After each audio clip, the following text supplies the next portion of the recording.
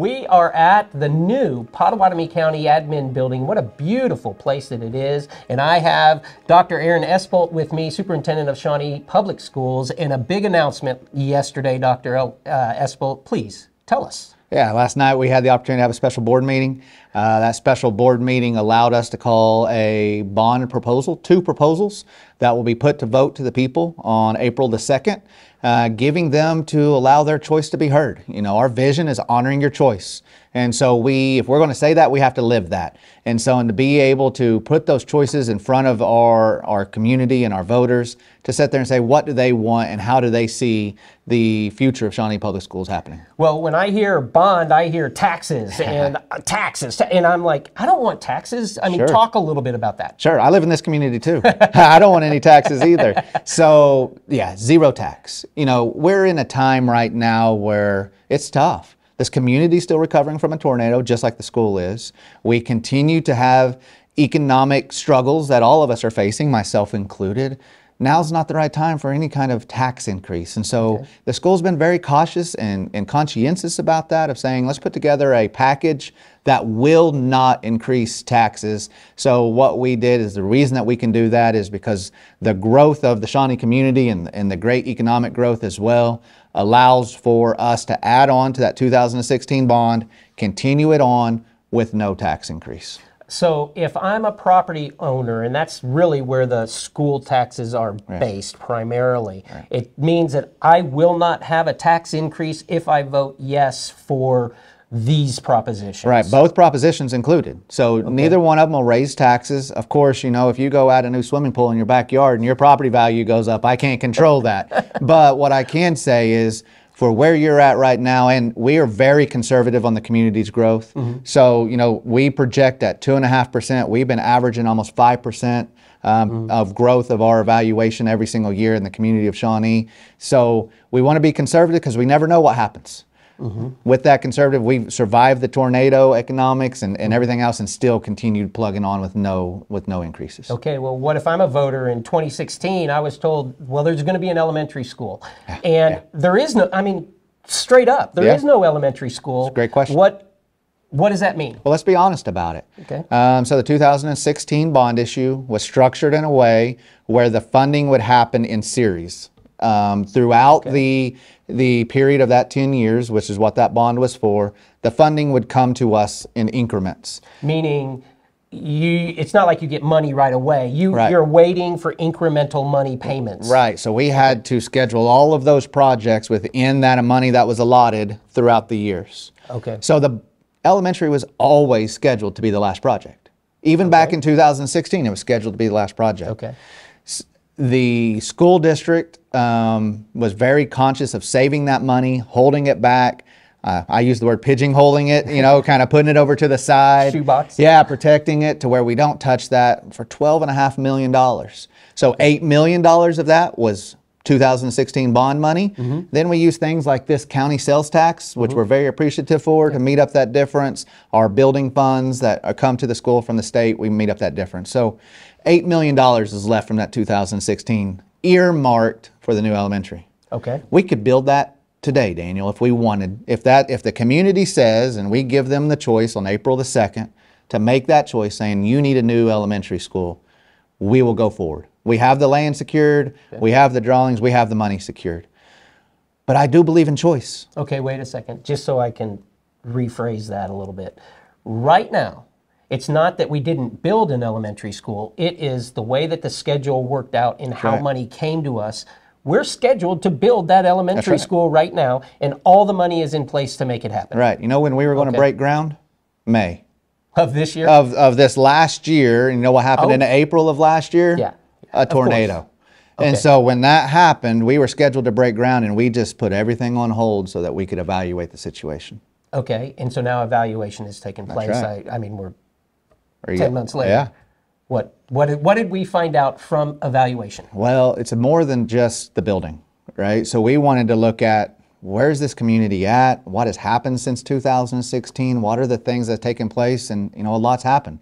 When our voters trusted us, went to the polls and said, yes, this is what we want to do with our tax dollars, that was 2016. Well, then something happened a few years later, a worldwide pandemic. And even before that, not knowing to us, a new school district opened, and they're great for them, but that siphoned off a lot of the students who were coming to Shawnee. So that changed our population, our enrollment, how that was all working, and then a tornado happened. So 3 factors changed since 2016. So when we say evaluation, it's not just condition of buildings, it's evaluation of who we are as Shawnee. Who is what I call the new normal of Shawnee Public Schools. Okay. So to do that, we hired a third-party independent auditor to come in and look at things like our enrollment trends, not just where we see and based on our best information, but look at live birth data, look at transfer rates in and out of the district, and where are we going to be at now, 5 years from now, and 10 years from now. Okay.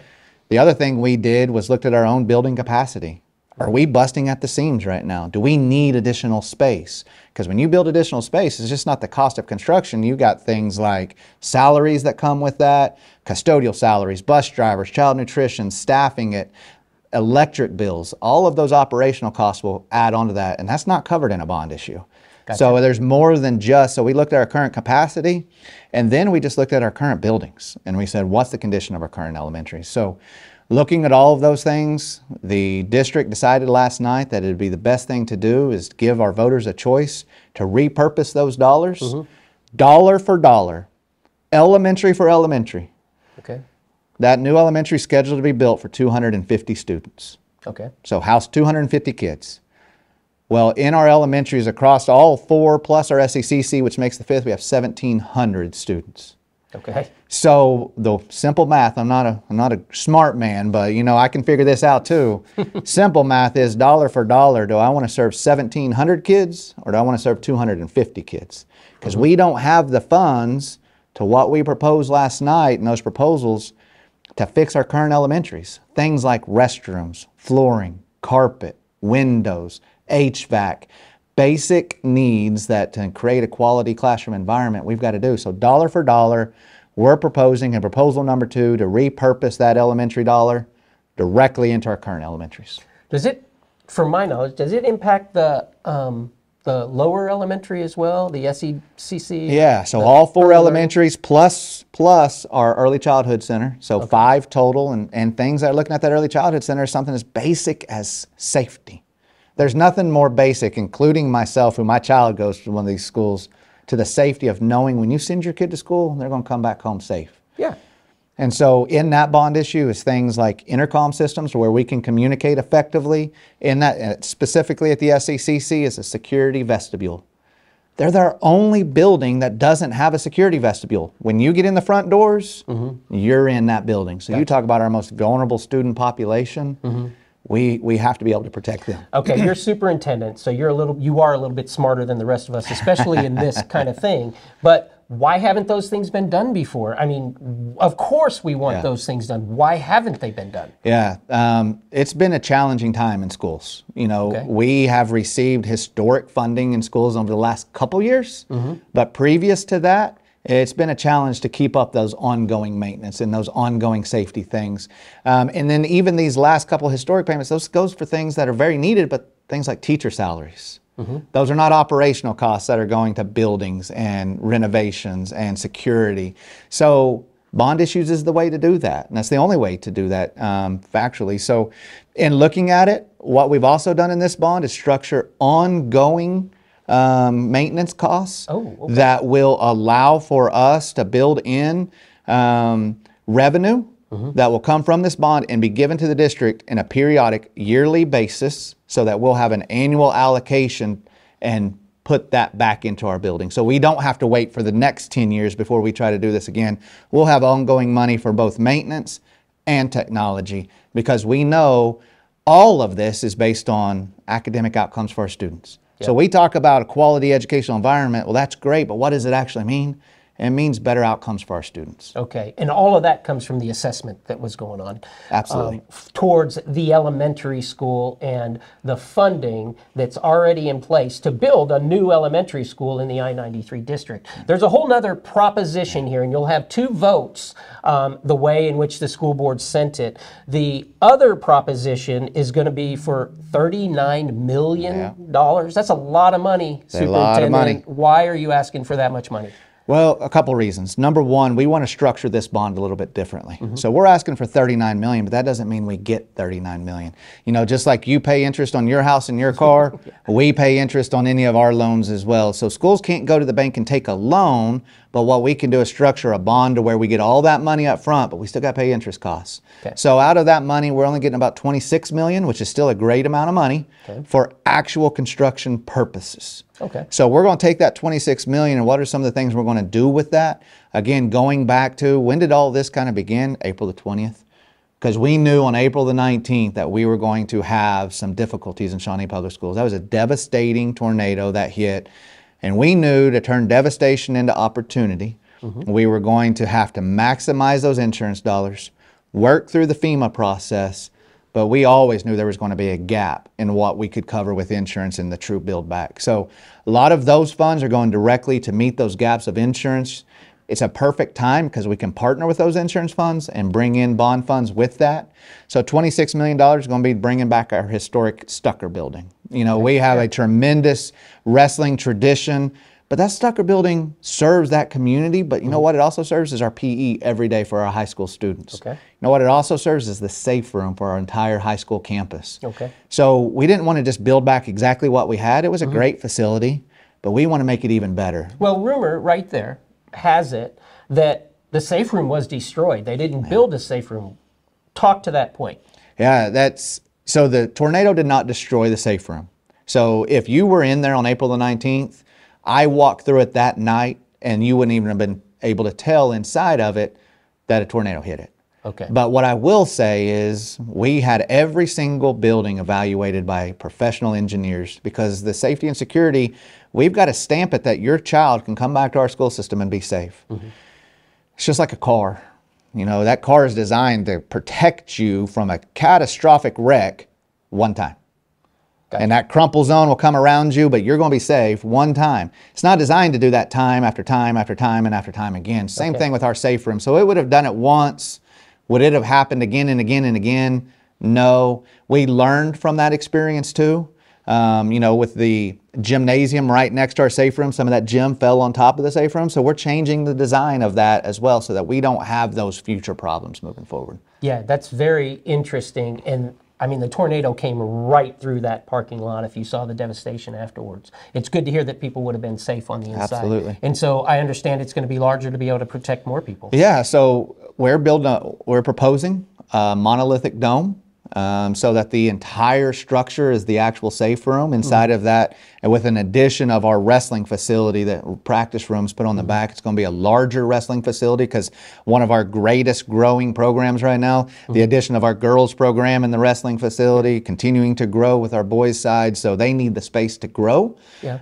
Also with our volleyball programs, the spaces in there as well. So wrestling, volleyball, PE, and then ultimately a safe room that we feel confident can hold the entire high school campus, whether that's we're holding a during the day classroom or a state baseball tournament or even a Friday night at those stadiums, we can fit the campus into that safe room. And so that's real exciting. But for length of this gathering today that we want to bring to you, there's a list of different things that are going to happen. That's one of those key things, but the ag program is going to be helped. The band program is going to be helped. The tennis program is going to be helped. The middle school is going to have some much needed repairs that are very expensive that we overlook. There's a lot of different things that will happen with that $26 million. You know, and we've had this conversation as far as we developed stakeholders from all over, parents, community leaders, business leaders, teachers, all came in, met as a capital improvements committee, and it was said, there's nothing real sexy on this bond. There's not that new, shiny thing, and not a new project, but this is a common sense. We evaluated our buildings, we went back to the basics and go, how do we provide a quality educational experience for all? For every single student, how can they be touched by this bond issue? So you mentioned it, not just our elementaries, not just our middle schools, not just our high schools, but also our extracurriculars, also our opportunities through ag and STEM programs and all of the others, band, they're all going to feel the effect of this bond issue. Well, it's not going to be just one person with the information on all of this stuff, and we have community leader Tina Hanna with us. She'll join us in just a moment, and we'll discuss how this actually, as parents, how this actually makes us feel in the questions and also concerns that we may have about the bond issue coming up on April 2nd. Everybody needs to get out and vote. Your opinion matters. Your vote matters even more. At McElroy and Owens Funeral Group, your loved one never leaves our care. From your first phone call at the time of loss through final resting, we are with you. Stop by McElroy and Owens for a visit today. First thing is, according to ACO, Melissa Dennis and myself are the first 2 female commissioners to ever serve in the same county at the same time. What else do we have to be proud of? Believe it or not, our roads are very, very well maintained. We have some great employees. If you think that I'm not speaking the truth, just drive other counties in the state and you're going to realize, okay, we're not so bad. Elle's Jewelry on Kickapoo. A wide selection of beautiful jewelry in their wonderful showroom waiting for you to shop for the holidays. Elle's Jewelry, Shawnee's friendly jeweler. Harrison Discount Pharmacy is concerned about our overall well-being. The Labyrinth on St. Gregory's Abbey grounds. If you're stressed, a walk in the Labyrinth may help you feel better. Harrison Discount Pharmacy, a good neighbor pharmacy. Do you want an easy car buying experience? Castor Keys on Harrison.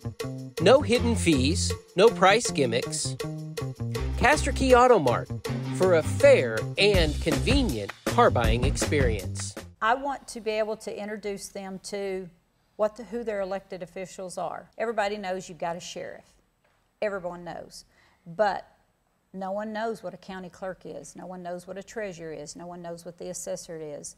Or, in this case, we've learned a lot of people don't know what the county commissioners do. So I would like for them to start at the elected official and then just go from there. For 25 years, Eric's has served you and your family for all your prescription needs.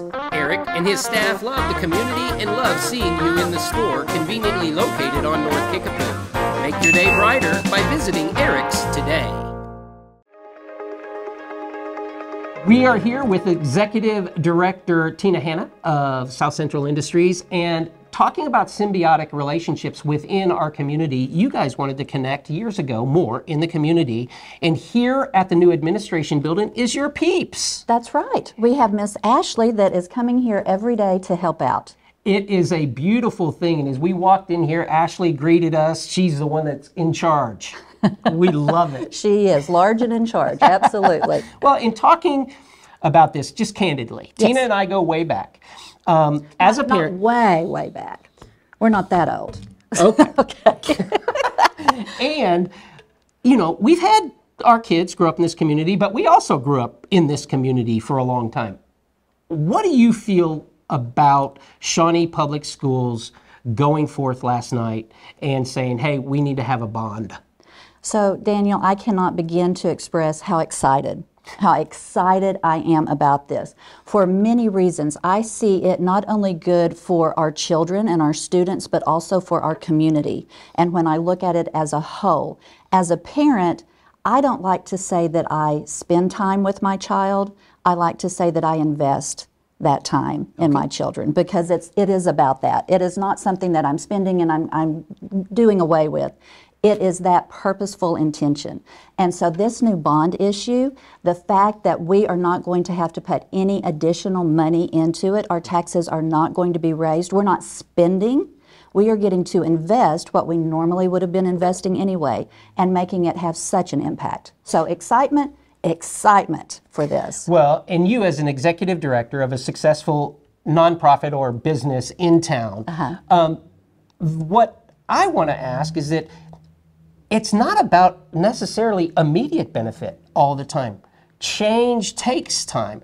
I'm kind of, and you know me well enough, you might not, but I think God works in wild ways, and I like to see it happen. But if in 2016 we would have built that elementary school, we'd be out a lot of money right now. But yet the way in which the bond was proposed back then, a tornado hits the month before that happens. To me, that's really kind of wild. Right, right.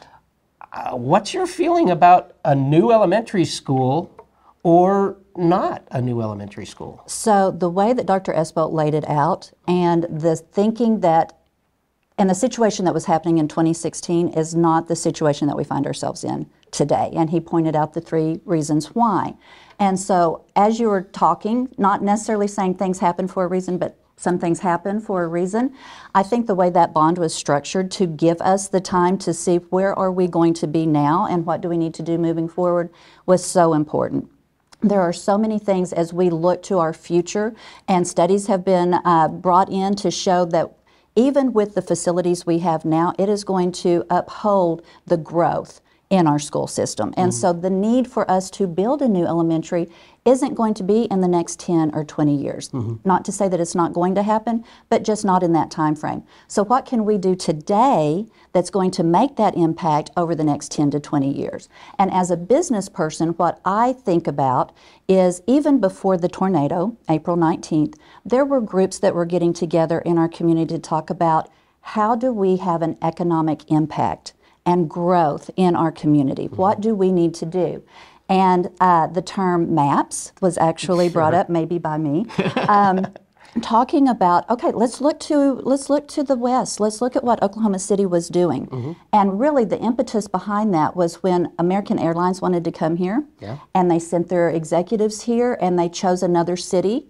Ron Norick actually reached out to them and said, why weren't we the final? We were one of the final 2. Why didn't we get over the finish line? And they said, your school systems, your quality of life, the things that you have to offer. And that is when Oklahoma City made a pact that we are going to change.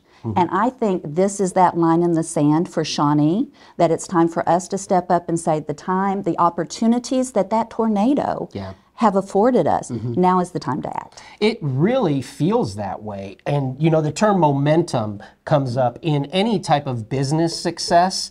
And this is one of those times where you kind of feel it. And especially when we get, again, I go back to the tornado, great things come from disaster. But when you get insurance funds, a lot of times it's not going to fix everything. And unfortunately, our school system was under that grade with a lot of different entities perhaps coming to town.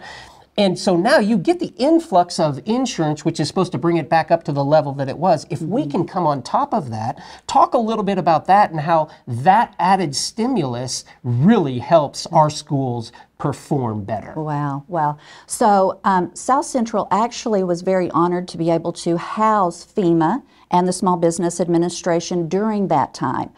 We allowed our campus to be utilized for the Disaster Recovery Center, and so we got to see a lot of our community members, a lot of our small businesses, a lot of our individuals coming in and asking for help.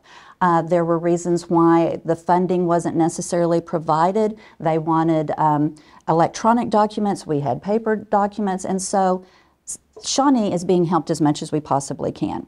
But having seen that, just as you and I, we have insurance on our homes. If my roof was hit, the insurance company is going to give me a percentage, and then I have to come up with the rest of that. Now, take that into account. Had the tornado not come through, and now I've got to put a new roof on there, I would have to pay for all of it. Right. Same thing with our schools. So our schools were in such a case where they needed new roofs, they needed new HVACs, they needed new flooring, they needed all of this. They would have had to have footed 100% of that cost. With this insurance, they're not going to have to do that. And so you layer. I love layering and braiding. Any kind of business opportunity, you bring in partners and you bring in those layering opportunities. So now not only do we have insurance, we will eventually have some FEMA dollars coming into our schools. Now if we can pass, when we pass this bond, and then all of the other contributions on top of that, just imagine what Shawnee Public Schools is going to look like. It will be an entirely new Shawnee Public School system and an entirely new outlook for the kids that this impacts. And I love the idea of helping 1,700 kids right now, the way that the bond is structured, and when we bring Dr. Espold back, we'll talk a little bit about this, but I believe this new bond is structured to where it can have an impact now. It's a different type of process. Exactly. The money is coming in now, and so when it passes April 2nd, they start work the very next day, and we will start seeing improvements. Well, Tina, there's a reason I like to hang out with you. Okay. it's that brightness and positivity, but also knowledge, layering and braiding. Yes. I love that. When we come back, Dr. Espold's going to join the two of us, and we'll close it out right here from the new administration building of your Pottawatomie County government. Sonic Drive-In originated in Shawnee, serving great food fast to your family. Drive up, order, and eat in your car. Now, more than 3,500 stores worldwide, it's Sonic Good at our local Sonics. Hardesty Market in Delhi, a real butcher shop for over 80 years. Daily lunch specials just like Mom used to make. Best cuts of meat and even better people. Your family at Hardesty Market in Delhi. For over 50 years, Fred's Tire and Battery has served Central Oklahoma with tires, batteries, and service for cars, trucks, and tractors. Friendly and affordable, with 2 locations in Shawnee. Fred's Tire and Battery, a name you can trust. Action Physical Therapy supports Shawnee High School athletics. Located on Harrison. If you need physical therapy, ask for Action. Clinic Pharmacy across from the hospital has something for you. Boutique items in Shawnee. All your pharmaceutical needs taken care of at the Clinic Pharmacy. Back together as we have Dr. Aaron Espold, Superintendent of Shawnee Public Schools, and Tina Hanna, Executive Director of South Central Industries. And first of all, thank you guys both for coming and helping our audience really know what to expect on April 2nd. But there's a lot that has to be done in the in-between time. And first of all, it's good information. So we have information sheets available for you. Take them, read them. If you have questions, reach out and we'll try to get you the best answers that we can. Dr. Espold, I talked about a little bit of a difference with Tina on how the funds may come into the district. I want you to kind of explain that and why you chose to have it put that way. Let's look at both proposals individually. So the first reason that proposal 1, why do we need the funds now? Well, because we're partnering and marrying those with the insurance funds.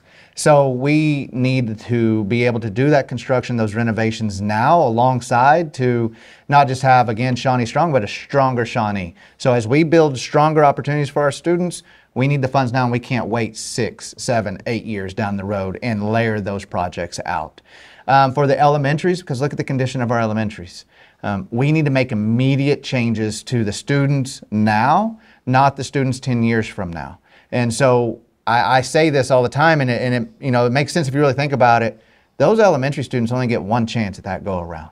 And is their elementary experience any different than 10 years and now? No, they deserve a quality educational environment right now, so that's why we chose. In all honesty, we have no idea what's happening with construction prices. They're all over the place. And so these were bid out, these were projected on today's dollar with a little bit of room for if that increases. I can't tell you what's going to happen 10 years from now, so we need to build now. So a lot of activity would be upcoming immediately with the passage of these bonds. Tina, as a parent, you recently have been in at least one of our elementary schools. Yes. I would like you, as a parent, to assess the condition, we don't have to name the school, of the elementary school, and would you like to see improvements at that level? So Daniel, not only when I enter a structure, not only am I entering it as Tina, but trying to put it through the lens of someone outside coming in. And so as I walk through some of our Shawnee Public Schools, I'm looking at it as Tina, but I'm also looking at it as some of these businesses that we're trying to attract and professionals coming to our community.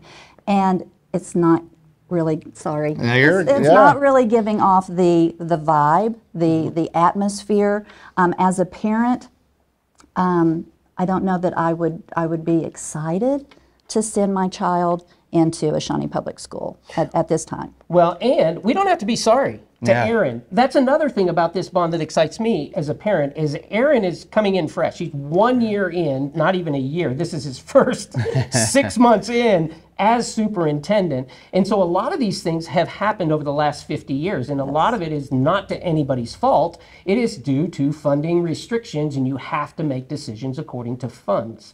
And Erin coming in, though, has a fresh look. Even though he was with the district for a couple of years before coming to, as superintendent, he has a fresh look on how these dollars can be spent. Erin, I'd like you to address a little bit on, as somebody young and energetic coming into a position like that, how that's going to help us hold you accountable for what happens in this bond. Absolutely. Accountability is the key of all of this. If we say we're going to do something, that's what we're going to have to do. So the thing that I'm really excited about is working with the community. Again, I've said this many times, God has given me 2 ears and 1 mouth for a reason, so that we can listen and really design an educational experience that will allow for any opportunity to be possible. So it is an excitement. You used the word earlier about momentum. We think everything is timing and momentum in our school systems. And so the timing is right, the momentum is going. We got great business leaders and great positions across our community to really make a change.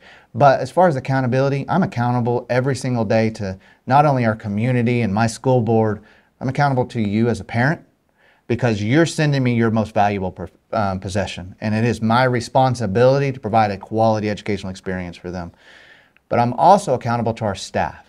And we mentioned of what it's like for our parents and our students to walk into that, but also what it's like for our staff to come to work every day in conditions that, for no reason to apologize, are not something that we can be proud of right now. So I am asking for the help of this community to stand behind our school systems, to make a common sense, logical decision and a choice that would not increase taxes, but get us on a position that we can be proud of our school systems. We definitely all want to be proud of our school systems. And Tina, I'm a business owner. Mm-hmm. There are literally hundreds of business owners in this community. You're a respected business, I like to say owner, but you're an executive director. But we've all seen the expansion and the success over on your campus. Thank you. Tell me, as a business owner, why it's important for me that this bond would pass. So it is good for our business community because what it's going to do for our entire community. And again, as we start focusing on economic development, we all know that the state of Oklahoma is the only state left in the union that relies solely on sales tax to fund our cities. And so from a city perspective, we need growth. We need growth. We need manufacturing growth. We need retail growth. We need growth. And that growth is how we get it is by going and recruiting people to come in. And the schools, again, is one of the very first things they want to ask us about. And I know there are other schools in our surrounding area, but they want to know about Shawnee Public Schools.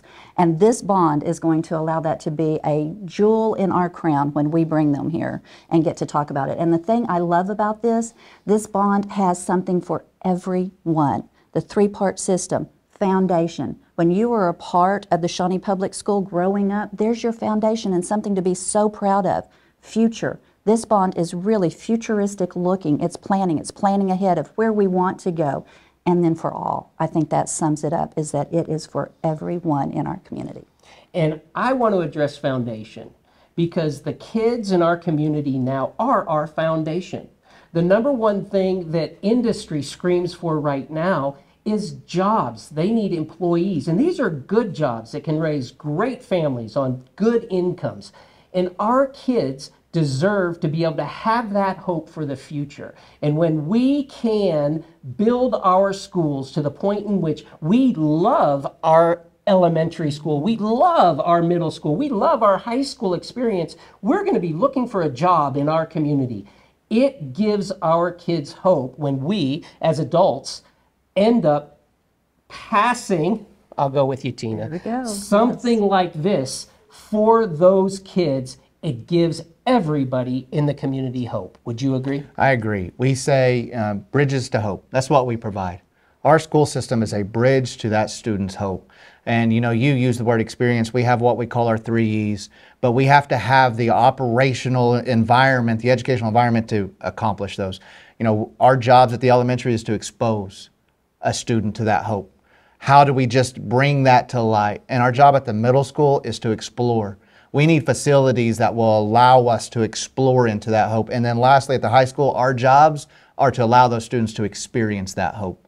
And so we are that bridge to hope. That's what the responsibility that we carry. We just need the educational environment to allow that to happen. What about you, Tina? Can you top that? Vote yes. No, but I do love that this is incorporating everyone from the babies all the way up to graduation, and making this a foundation for us to retain the talent that we have here. That is key. I mean, candidly, I grew up here, and I didn't think I was going to be here when I grew up. I was going somewhere else. It brought me back, and I know how much I love this community. I know how much these two have already dedicated and shown that they love this community. There are so many of us out there who love the community, but remember, my opinion does not matter unless I go vote. And if you live within the I-93 district, it's very easy on Tuesday, April 2nd to say, oh, it'll pass, or oh, it doesn't have a chance. But it really doesn't matter what you say or think unless you go vote, and you will have an impact. Remember, your opinion matters, but your vote matters even more. For Dr. Aaron Espel and Tina Hanna, thank you very much for spending some time with us, and thank you both for being with us. Thank you.